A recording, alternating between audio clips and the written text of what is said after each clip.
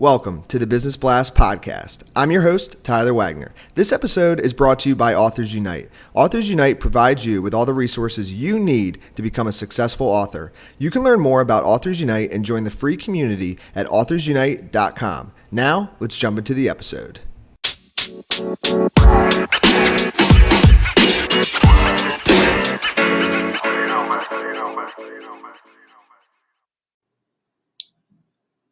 All right, everyone. Welcome back to another episode of the Business Blast podcast. I'm your host, Tyler Wagner, and today I have Chris Sparks with us. He is a productivity multiplier for digital entrepreneurs. So welcome to the show, Chris. Awesome. Great to be here. Thanks, Tyler. Awesome to have you here as well. And we will dive in, Chris. The first question I have for you is, what is the best story from your life that has an underlying valuable message? All right. Well, I'm most known as a professional poker player, and I had a very eventful day where I woke up and my chosen profession was no longer legal, and half of my net worth had been seized by the U.S. government. And as much as I would like to think that I would respond really quickly to the situation, it was more like a deer in headlights, and realizing the importance of this reorientation, the ability to face reality, however unexpected and inconvenient it is, and reorienting to that new reality so you can take decisive action. And that experience taught me that this ability is what separates. I call these moments inflection points where our trajectory changes on multiple dimensions in an instant.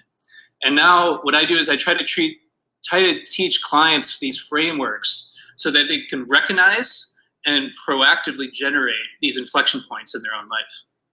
And what is the most valuable piece of information we should know that's within your expertise or industry? Sure. So I would say my expertise is productivity.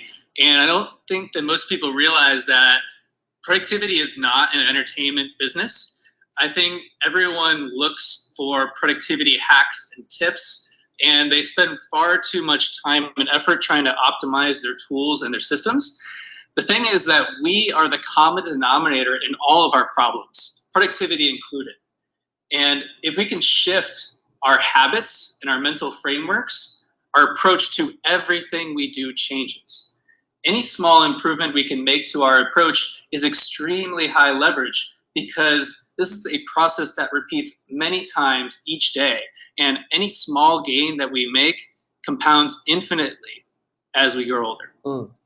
And what is your best piece of overall business advice? So not necessarily industry specific. So every entrepreneur that I work with, I try to instill in them this idea of operating in serial rather than parallel. So we are moving too many directions at the same time, and it's almost like that medieval torture where you get drawn and quartered, where four horses are riding off with each one of your limbs in opposite directions. And this getting pulled in several directions causes many of us to be effectively standing still. My advice is to do fewer projects of higher average importance and leverage with a higher level of presence and dedication, operating in serial rather than parallel. The fact is that most of our efforts are actually wasted because they don't address a current bottleneck. And by making sure that we're working on the right things and bringing the right time and attention to them, that's how progress is made. And if you could give your younger self one piece of advice, what would that be? Only one piece. I would tell myself to operate out of a stance of love rather than fear.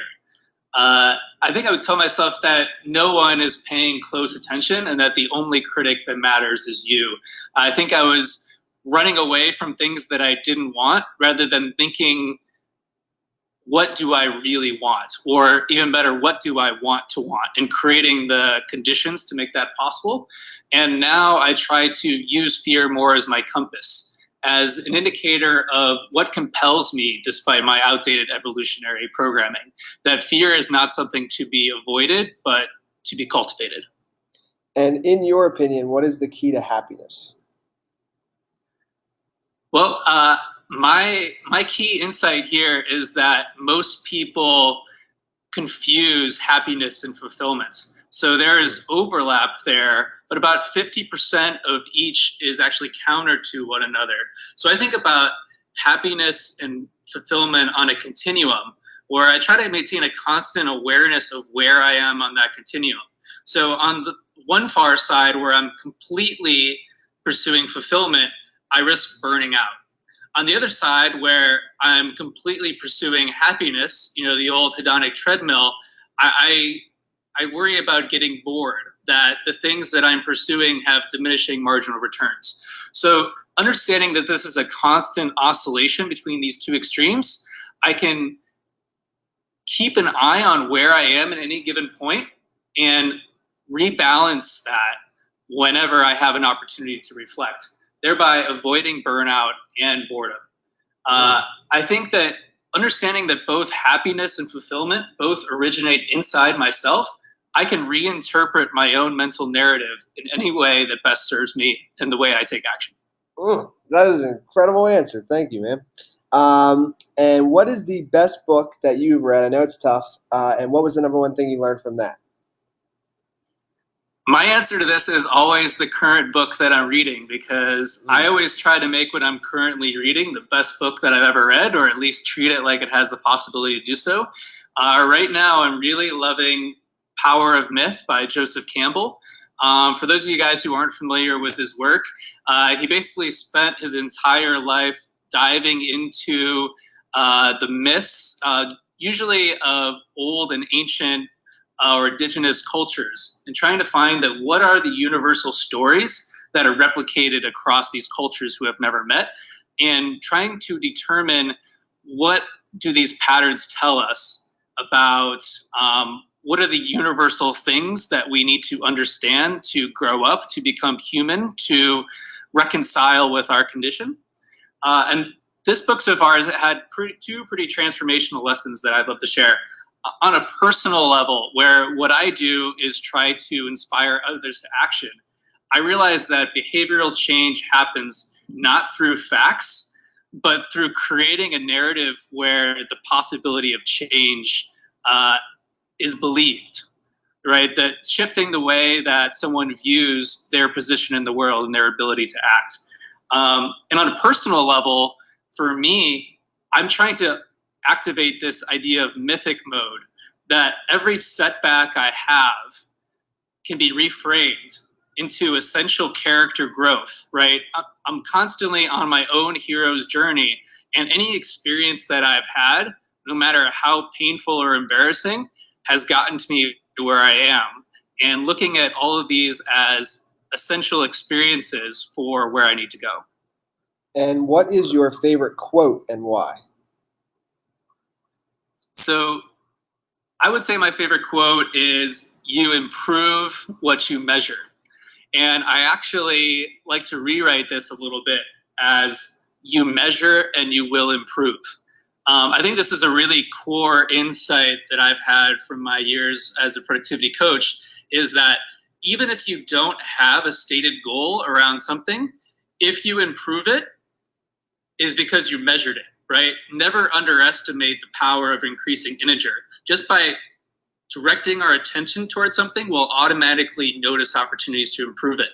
On the other hand, if you aren't measuring something, you have no way of knowing whether it's improving. And we are so good at fooling ourselves of, the ego exists to convince ourselves that what we're doing is great. And without these subjective metrics to look upon, it's very easy to think that we're improving in something when we're really standing still or even regressing.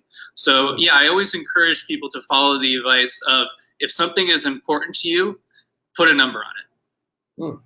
Thank you so much for coming on, man. Very valuable show. And the last question I have for you before we let you go is, where's the best place for people to find you online?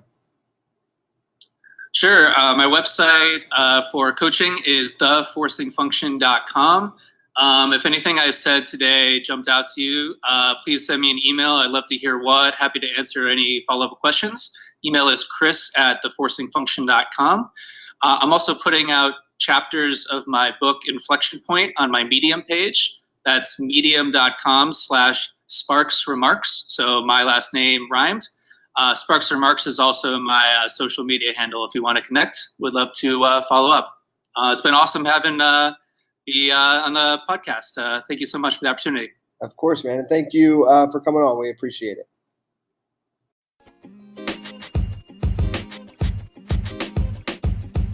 The podcast you just heard was recorded with Anchor. If you want to make your own, download the Android or iOS app completely free from anchor.fm/podcast. That's anchor.fm/podcast.